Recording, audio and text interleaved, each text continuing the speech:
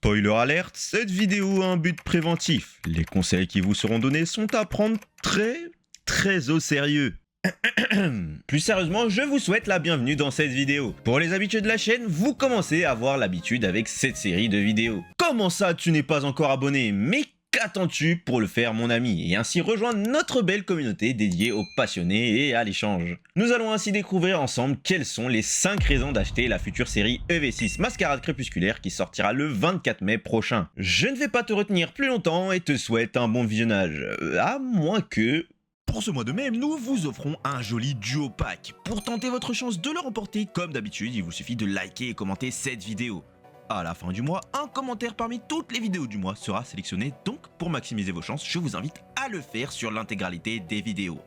Merci d'avance pour votre soutien et bon visionnage. Cette première raison aura certainement des retours mitigés, car il faut reconnaître que cette série n'est pas très attendue par les passionnés, mais attends un petit peu, qui sait, je vais peut-être te faire changer d'avis. Je vais commencer par le produit qui est selon moi celui qui donnera peut-être envie d'acheter cette série. Je parle bien entendu de l'ETB qui, il faut le reconnaître, est plutôt bien réussi avec de belles nuances de vert et de bleu. Cette dernière met en avant Ogerpon qui est un des Pokémon phares des DLC de la 9ème génération, avec cette belle carte promotionnelle inclue dans son coffret. J'ai cette agréable impression que plus le temps passe et plus les cartes promotionnelles sont belles et travaillées. D'ailleurs, dis-moi ce que tu en penses dans l'espace commentaire car ton avis m'intéresse. Qui dit ETB dit tripack bien sûr. Certains passionnés seront heureux de retrouver un joli Ronflex mis en avant avec ses produits, et d'autres comme notre très cher Goldfinger seront heureux d'avoir de nouveau notre Vromotor national mis en avant. Goldbotor? Bon, promis, ce sera la dernière fois que je dis ça. En même temps que ces deux produits sortiront les habituels Booster Blister avec 4 illustrations aux images de Teffroyable, Lanceaurien, Lune Vermeille et surtout Ogerpon. Je reconnais que ces visuels peuvent faire débat, mais nous en parlerons dans la vidéo des 5 raisons de ne pas acheter la série EV6 Mascarade Crépusculaire. J'ai personnellement un coup de cœur pour le Lanceaurien Terra Crystal Dragon, qui est tout simplement exceptionnel. Enfin, nous aurons le droit à une belle display très colorée et accompagnée par des bundles de 6 boosters qui permettront au plus petit budget d'ouvrir cette série sans se ruiner. D'ailleurs, c'est bien beau d'ouvrir cette série, mais qu'en est-il de son contenu ? Pas de panique, c'est justement le sujet de cette seconde raison. Attaquons-nous sans plus attendre à l'une des raisons qui devrait vous plaire le plus, avec la présentation des derniers visuels de la série. Pour n'est pas coutume, nous allons dans cette vidéo veiller à découvrir le maximum de cartes ensemble en prenant le temps de vous les afficher à l'écran. Et comme tout collectionneur qui se respecte, les afficher dans l'ordre de la série. A noter que je ne pourrai pas rentrer dans le détail à chaque présentation de cartes afin d'éviter que la vidéo ne dure trop longtemps. Je t'invite donc à faire pause sur la vidéo afin de prendre le temps de regarder les visuels de cette série. On commence avec les Pokémon de type plante, qui seront plutôt bien lotis avec un joli Filali présent en tant que simple carte peu commune. On retrouvera également 2 cartes X, celle de Garpon et de Teffroyable qui est pour moi le petit coup de cœur parmi ces cartes. Passons désormais aux cartes de type feu avec le grand retour de... Volcaropod. Je voulais plutôt parler de Simiabras, pardon. Et cela fait vraiment plaisir de trouver ce Pokémon emblématique de la 4ème génération. Ma préférence ira au Chartor, 3ème génération oblige. Ne nous attardons pas davantage et passons aux Pokémon de type eau et je suis vraiment heureux lorsque je vois que la première, 3ème et 4ème génération sont représentées en grande majorité avec des cartes telles que Tartare, Colomar ou encore Milobellus.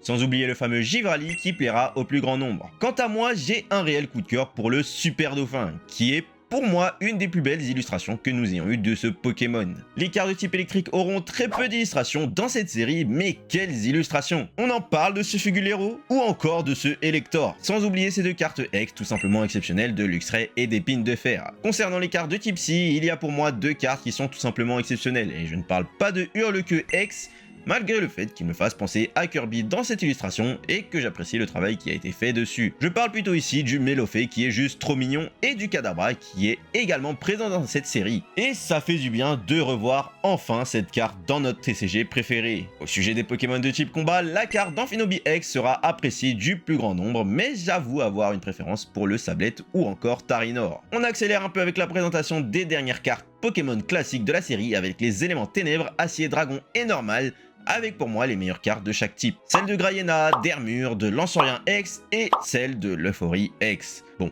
Tout ça de blabla pour te dire qu'il y a tout de même de très belles illustrations à aller chercher dans cette série. On retrouve de nouveau des cartes spec qui ont amené un vrai plus dans le TCG, mais ça on en parlera juste après. Je vais donc passer brièvement sur les cartes Full Art, Pokémon et Dresseur ainsi que les cartes alternatives et Gold qui sont pour moi assez moyennes dans l'ensemble. Car je souhaite m'attarder davantage sur les cartes qui te donneront envie d'acheter cette belle série. Je vais bien entendu parler des fameuses cartes AR qui sont magnifiques.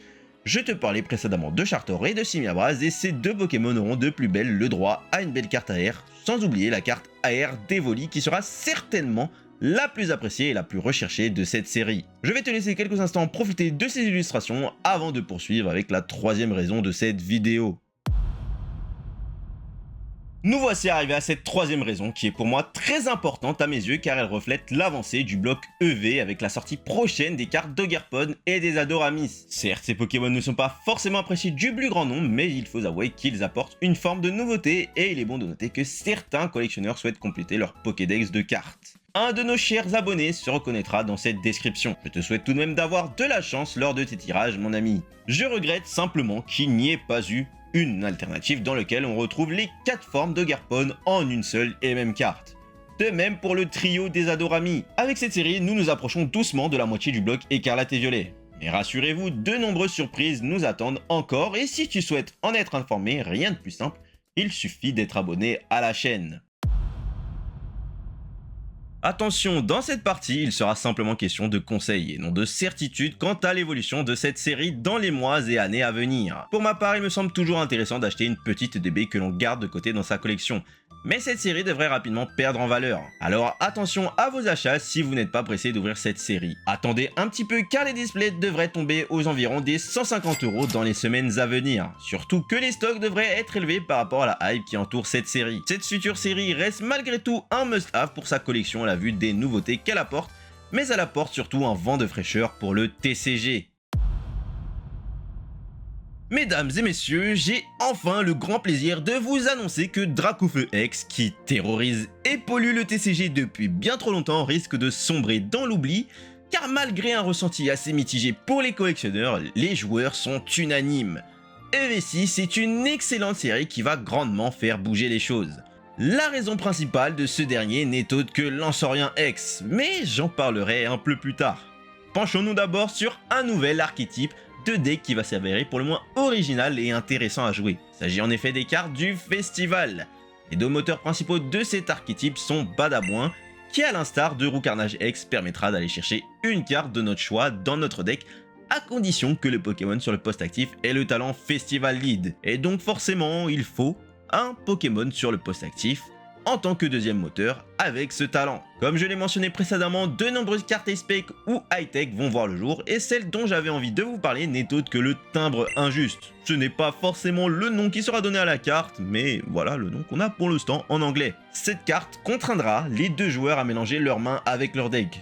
Celui qui la joue pourra ensuite piocher 5 cartes et son adversaire seulement 2. De quoi bien handicaper le jeu de votre adversaire. Bien, maintenant parlons brièvement du grand remplacement de Dracofeu. Lanceurien X est une carte de type dragon, avec une solide base de PV de 320. Étant de type dragon, il n'a donc pas de faiblesse, ce qui rend le Pokémon difficile à tomber. En prime, son attaque plongée fantôme va infliger 200 de dégâts et 6 marqueurs à placer sur le banc de l'adversaire comme on le souhaite. Et ce deck n'aura pas nécessairement besoin de super bonbons pour l'accompagner malgré son stade de d'évolution car pour une fois sa forme précédente est tout aussi intéressante. En effet, sa carte permettra tout simplement de piocher des cartes tous les tours. Voilà pourquoi, dans les grandes lignes, pourquoi cette série reste d'être intéressante.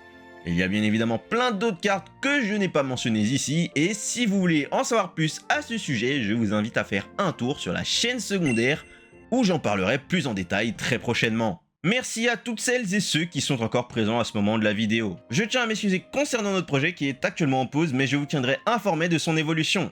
Vous souhaitant un agréable week-end, c'était Maurice et Yoma pour vous servir. Peace.